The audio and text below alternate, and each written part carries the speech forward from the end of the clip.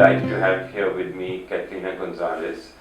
She just completed a program in social entrepreneurship at the INSEAD campus in Singapore, and she's a social entrepreneur. Her father and her have developed a fabulous program and a kit for literacy, both literacy and numeracy. And I'll ask Catalina to describe it to you. Thank you so much, Flo.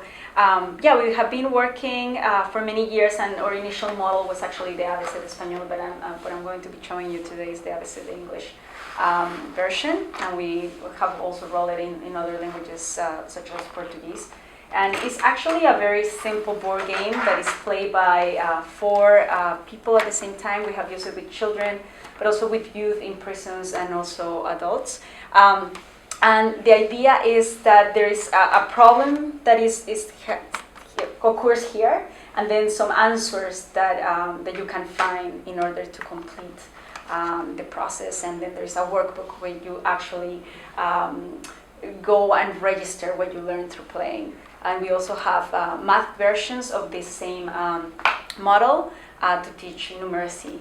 So that is how it works. What I love about it is that you've got tiles that fit in semi-jigsaw-like, and you need to then correlate them with words and images. But as you progress in the game or the activity, the images get less and less prominent, and at the end you're left with words. You also end up creating problems and narratives and stories and activities. So with a limited set of words, you end up doing quite a lot of stuff. And you're introduced into literacy backwards. Mm-hmm. Is that correct? Backwards in the sense that we have always been introduced to literacy starting with letters, but the letters are so abstract in a way.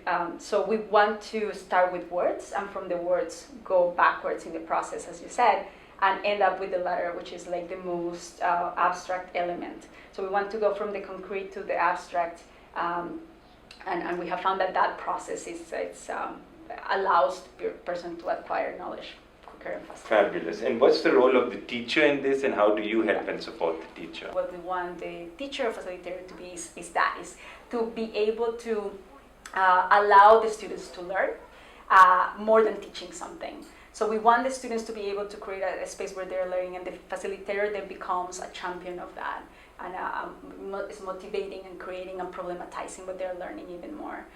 But it also liberates the teacher, or to do that important role in the school, which is like noticing what's happening with their kids. I think a lot of teachers have great intentions, but we do a very lousy job at providing the support that they need, or the skills that they need, or the tools that they need to be successful at their job. And in the context in which we work, teachers are not really appreciated, and that also creates all sorts of problems. So what we do is we train the teachers in their pedagogical principles, and also on our steps or method to acquire literacy.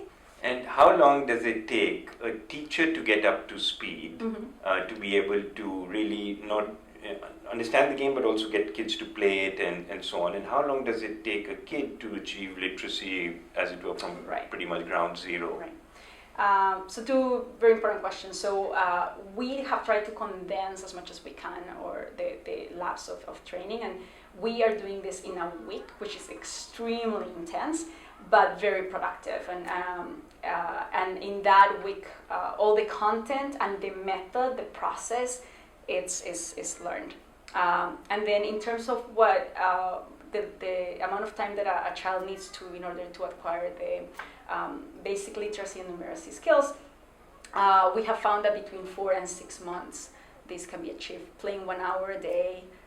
So we are thinking, about between 120 and 190 hours. That's fabulous. And what's the general yardstick for achieving literacy? Is it do you improve on that substantially? Mm-hmm. Yeah. So we're talking about children that have no ability whatsoever to read a word, and so at the end of the process, they are able to read, of course, words, but also to be able to read the sentences and interpret what the sentences are saying, because it's also the ability to not only read something, but to process the content. And behind they've it. been understanding in the context of constructing stories Right. and solving problems Right, and right, the right. like. And in the workbooks, you also have an opportunity, as I said earlier, to make sure that all that is being learned here Yeah, is really taking sort of place. reinforced through Reinforced. more formal traditional kind of Correct. stuff. So traditional learning methods, how long does it take for somebody to achieve literacy? Well, Was there sort of a general yardstick? We want to say like a year. Yeah, so which- you substantially cut So down we the cut time. down that, but what we are finding also is that that year is not even enough in some instances. Yeah, So a lot of reports and studies are coming back to us, showing us that children finish 4th grade yeah, not knowing how to No. read and write. yeah. So And how many countries have you reached out to, and approximately how many kids have or adults have learned Right. literacy through this method? So we have worked in 10 countries, mostly in Latin America. So we have worked in the 6 countries of Central America, and then of course Colombia, which we're, from there, so comes our perfect niche. And we are also working in Dominican Republic and also in Puerto Rico. To date, we have been able to reach more than 1 million people. Fabulous. What's next on the horizon for you? What are your aspirations and key challenges moving forward? We have an enormous task. I mean, we're talking about the fact that about 800 million people in the world don't know how to read and write.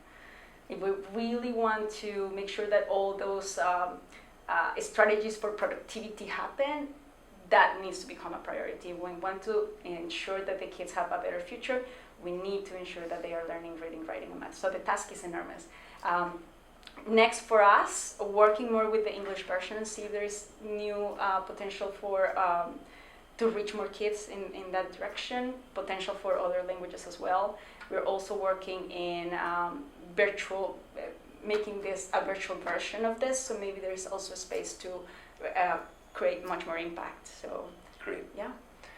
Catalina, thank you so much. Thank It's been you. a pleasure, and I Thank wish you. you every success.